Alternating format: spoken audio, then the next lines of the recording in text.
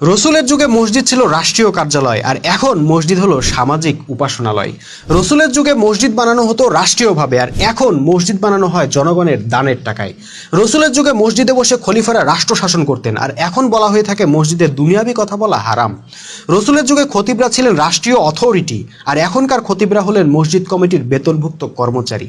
রসুলের যুগে পুরুষদের পাশাপাশি নারীদেরও মসজিদে আসা বাধ্যতামূলক ছিল, আর এখন নারীদের মসজিদে প্রবেশ দূরের কথা, মসজিদের সামনে দিয়ে হেঁটে যাওয়াও অপরাধ। রসুলের যুগে জুমার খুতবায় রাষ্ট্রের পক্ষ থেকে জনগণের জন্য দিক নির্দেশনা থাকতো, আর এখন খতিবরা 1000 বছর আগে লেখা খুতবা পড়ে শোনান, মুসল্লিরা কিছুই বুঝতে পারে না।